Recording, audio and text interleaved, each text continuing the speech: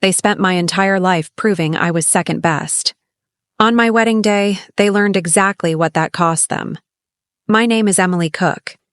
From the moment I was born, my world revolved around my older sister, Chloe. She was the sun, and I was just orbiting. My parents didn't even try to hide it. Chloe was the golden child, the one they adored, the one who could do no wrong. I was the afterthought, the problem, the one who always needed to be fixed or blamed. It started early. I remember my 8th birthday party in our small house outside Columbus, Ohio. All I wanted was pizza and a chocolate cake. Chloe, who was 10, announced she wanted tacos and vanilla. We had tacos and vanilla cake. When I looked sad looking at the cake, my mom just shrugged. "Vanilla is a classic, Emily," she said. "Be grateful you're having a party at all." Chloe got a new bike that year, shiny and red. I got her old one from 2 years before, scraped up and too small. If Chloe broke something valuable, like the vase on the mantelpiece, she'd point at me and say I bumped her. My parents would look at the vase, look at me, and without asking another question, I'd be sent to my room, grounded. Even with proof, like the time I saw Chloe drawing on the living room wall with crayon and told my parents, they just sighed. "Chloe made a mistake," my dad said. "Why do you have to tattle, Emily? You should be more supportive of your sister." Then they made me help clean the wall, even though I hadn't touched the crayon. I did most of the chores around the house, from cleaning bathrooms to mowing the lawn, while Chloe usually just had to keep her room tidy, which rarely happened. In high school, things got worse.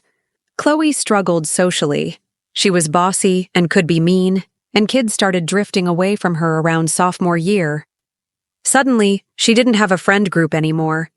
Instead of dealing with her own issues, she turned her focus onto me.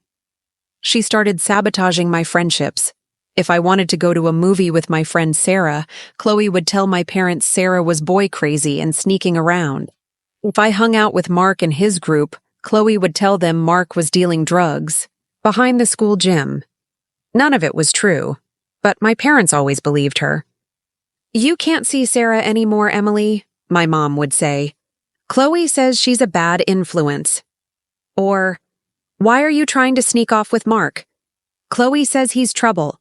Why can't you just stay home and spend time with your family? Chloe needs you." I felt like a prisoner in my own home, my life controlled by my sister's insecurity and my parents' blind favoritism.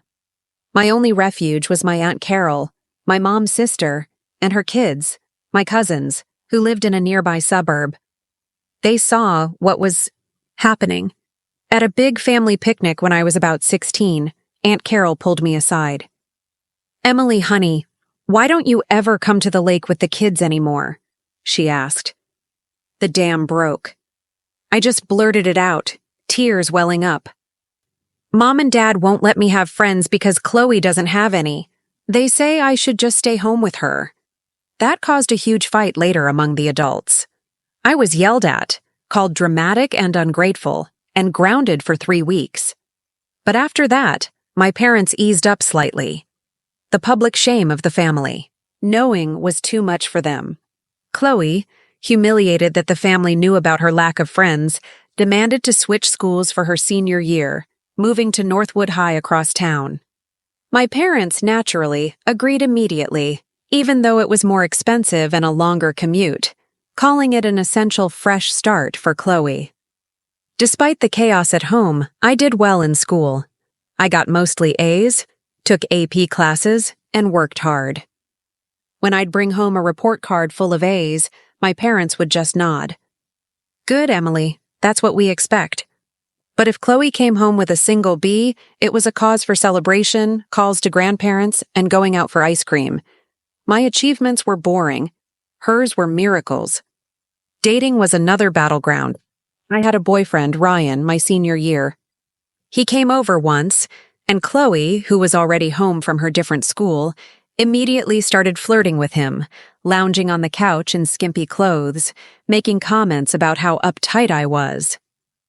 When Ryan left, he told me how uncomfortable she'd made him and that she'd been asking him intrusive questions about my past relationships. Before I could even process it, Chloe went to my parents crying, saying Ryan had been aggressive and inappropriate, that he'd made her feel unsafe. My parents exploded. "That's it, Emily. No more seeing that boy. We told you you have terrible judgment." They banned him completely. It happened again with the next guy I dated, Brandon. Chloe's story changed slightly, claiming he had tried to kiss her.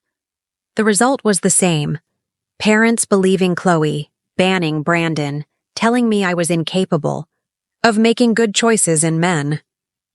Meanwhile, Chloe had one boyfriend briefly, who my parents paraded around like he was royalty, constantly telling me I should find someone more like him, until he dumped her, at which point he was suddenly a conniving jerk. When I was 17, looking at colleges, my parents sat me down again. Chloe, at 19, had dropped out of community college after one semester and was living at home, doing nothing. "Emily," my dad said, his voice serious, "we can't afford to send you to college. Not right now. Chloe needs our support." My mom chimed in. "And honestly, Emily, with your judgment issues, we're not sure you're ready for university life anyway. It's better if you stay here, get a job, help out, pay a little room and board." They talked about maybe reconsidering in a few years after Chloe was on her feet. It was clear they wanted me stuck. What they didn't know was that I saw college as my only way out. While they were celebrating Chloe's B's and criticizing my A's, I was using every free moment to study for entrance exams and apply for scholarships they didn't even know existed. I worked tirelessly. Months later, I got the acceptance letter and a full scholarship offer from Ohio State University. I didn't tell my parents right away. First, I made a strategic Facebook post, tagging the university, thanking my support system, meaning my Aunt Carol and cousins, but leaving it vague, and announcing my full scholarship. Then I told my parents. They were caught completely off guard. The initial reaction, because it was public, was forced pride. They boasted to relatives. But soon, Chloe's resentment kicked in, and my parents changed tune. "Are you sure you want to go, Emily?" my mom asked, looking worried. "It's so expensive, even with the scholarship, and Chloe's finding things so hard right now. Maybe you should stay closer, help her adjust." My dad added, "We just worry with your track record. You'll make bad choices up there." They tried to convince me to turn down the scholarship. I refused. I was 18, legally an adult, and I was leaving. College was everything I hoped for. It was freedom, independence, and a chance to be myself without constant scrutiny. I kept contact with my parents and Chloe minimal, using the excuse that I had to focus on studies and couldn't afford frequent trips home, since they weren't helping financially anyway. I met Liam in my last year of college. He was 26, working in IT, and instantly saw through the facade of my family dynamic. He was smart, incredibly kind, and fiercely loyal. He also had zero tolerance for injustice and a surprising talent for strategic thinking and enjoying a bit of well-deserved payback. For the first time, I felt truly seen and loved for who I was, not measured against Chloe. We got engaged a year later, when I was 25. We originally just wanted a small courthouse ceremony and a fantastic honeymoon in Italy. But when my parents heard, they immediately insisted on a proper wedding back near their town. I was hesitant, but Liam encouraged me to set boundaries while still giving them a chance. We agreed to a larger wedding near Columbus, but on our terms, or so we thought. My parents insisted Liam come meet them alone. They said it was a tradition. Liam agreed, but he went prepared, his small digital recorder hidden in his pocket. When he got back, he was quiet for a moment, then burst out laughing. "Okay, you are not going to believe the audacity," he said. He played the recording. After some fake pleasantries about how I needed guidance and made poor choices, my parents dropped the bomb. They would contribute a significant amount to the wedding, but only on one condition. Chloe had to be given a special role. Not bridesmaid, something more. They wanted her listed in the program as an honorary bride or wedding muse. She needed a special visible chair near the altar during the ceremony. And the main event, she had to be given a 5-minute speaking slot during the reception. Toasts to talk about her invaluable influence on my life. They claimed it was essential for family harmony, for Chloe's confidence after her college struggles, and that I would be so grateful they made this generous offer to include her. So prominently, Chloe, on the recording, could be heard excitedly agreeing, talking about what dress she'd wear. I was stunned. Even this day, my wedding day, they wanted to make about Chloe. The hurt was sharp, but Liam's reaction was different. His eyes gleamed. "Okay," he said, pausing the recording. "Okay, this is messed up, but it's also an opportunity. We spent hours brainstorming. Wild ideas. Hire an actress to play Chloe and make her terrible. Switch venues last minute. We finally settled on a plan that used their own tactics against them. Liam would go back and agree, playing the role of the agreeable future son-in-law desperate for family approval. He'd tell them that due to my past relationship issues and paranoia, using their words about me, I was sensitive about plans being written down, especially anything this special for Chloe. Therefore, all detailed discussions about Chloe's honorary bride role, the seating, the speech content, the timing, must be handled verbally, in person, between him and them. No texts, no emails, no written plans sent to vendors. He'd manage my anxiety about it. They ate it up. They thought they were so clever, getting leverage by paying for parts of the wedding and ensuring Chloe's moment while controlling me. Through Liam's management, they paid for a lot. The down payment on the venue, around $6,000.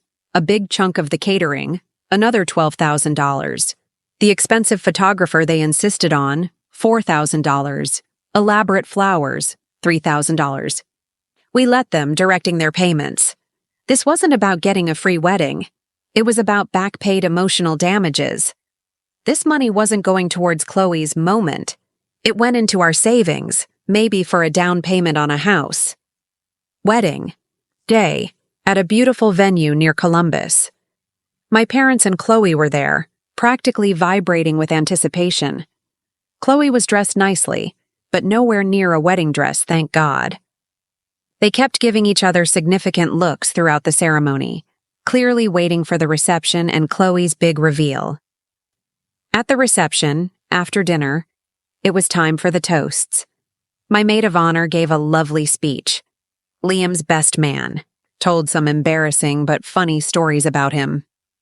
Then, Liam stepped up to the microphone. "And now," he announced, looking calm, "we have a very special toast from one of Emily's oldest and dearest friends, someone who has seen her journey from the very beginning.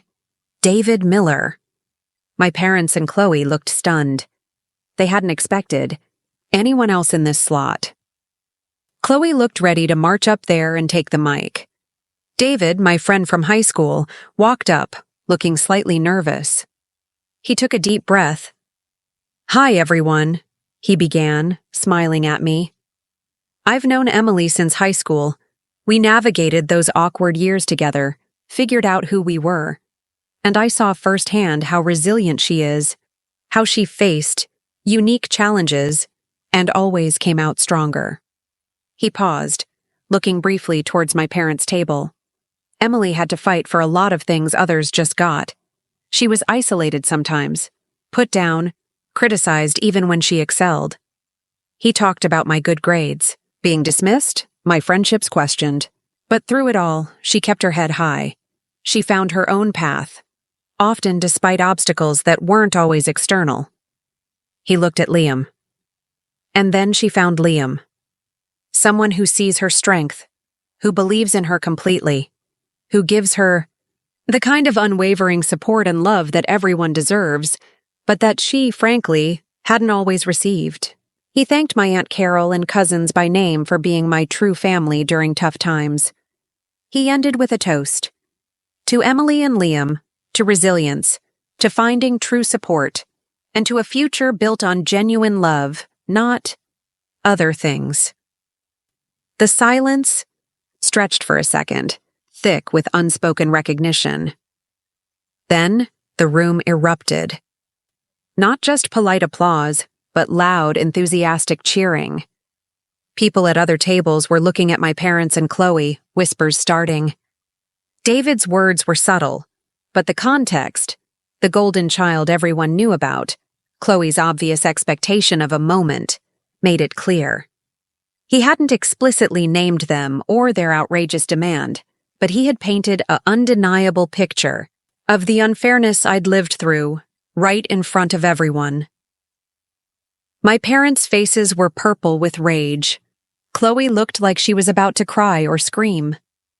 As soon as David finished, my parents cornered Liam, pulling him towards a quieter corner, near the bar. Chloe trailed behind them, hissing. I watched from the head table as the argument escalated. They were shouting, accusing Liam of sabotage, of trickery, of ruining Chloe's moment. Liam stood calm. Trick you? About what? He asked, genuinely confused. The toast? David was just talking about Emily's life.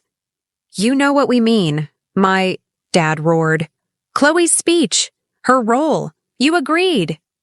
I agreed to consider your suggestion about mentioning Chloe, Liam replied coolly. I never agreed to list her as an honorary bride or give her a 5-minute speech about herself. That's absurd. Why would I agree to make my wife's wedding about someone else? Show me where I agreed to any of that. They sputtered, demanding proof, demanding the money back. Liam just smiled slightly. Proof? Like a text or an email? Oh, right. We agreed not to do that because of Emily's issues, remember? Your idea. He had them. He used their own words, their own narrative about me, create a situation where their outrageous demand had no written evidence, only their word against his. And who would the guests, who had just heard David's toast and seen Chloe's breakdown, believe? More guests were gathering, drawn by the shouting. My parents, under pressure, started trying to explain their honorary bride plan to justify their anger. As they spoke the words out loud, wanting their other daughter listed as an honorary bride, wanting her to give a speech about herself at her sister's wedding, the absurdity and cruelty of it hit everyone. People were horrified. Some, guests including some cousins, started speaking up, saying they'd always seen the favoritism. Chloe started crying openly, stomping her foot like a toddler. You promised me. You promised I'd get my moment. This was supposed to be for me, she wailed. My dad looked like he wanted to hit Liam, but a couple of my cousins and a security guard the venue had on hand stepped closer. The venue manager, seeing the scene, calmly but firmly asked my parents and Chloe to leave. Humiliated, surrounded by disapproving faces, they had no choice. My dad had to physically pull Chloe away, as she was refusing to move, crying that it wasn't fair. After they were gone, there was a strange mix of shock and relief among the guests. Many people came up to me, hugging me, telling me how sorry they were about my family, how happy they were for me and Liam. It felt like years of bottled-up sympathy was finally released. Since that day, the calls and texts have been relentless. Demands for money, furious accusations, hateful messages from Chloe claiming Liam is controlling me and that I'll regret this. Liam has screenshotted every single message. He compiled them, along with a transcript of the recording from the meeting, and sent them to the extended family group chat. He wrote a calm message explaining how my parents and Chloe tried to sabotage our wedding with an unbelievable demand, how they are now harassing us, and how they are trying to ruin our honeymoon with constant calls and threats. He asked the EUI family for their support and to help us have peace. The response from Aunt Carol, my cousins, and other relatives was immediate and overwhelming. They condemned my parents' behavior, validated my experiences, and told my parents to leave us alone. We finally had allies who saw the truth. I don't have the storybook ending where my family realizes the error of their ways and we all reconcile. The hurt is still there, but I have peace. I have Liam, a husband who is my partner in every way, who fought for me when I couldn't fight for myself. My wedding wasn't ruined. It was the day I finally claimed my life back. I was the victim for years, but on that day, I stopped being powerless. If you've ever been made to feel like you weren't enough, or if you enjoyed seeing justice served, please give this story a like. And to hear more about overcoming difficult family dynamics and finding your strength, hit the subscribe button.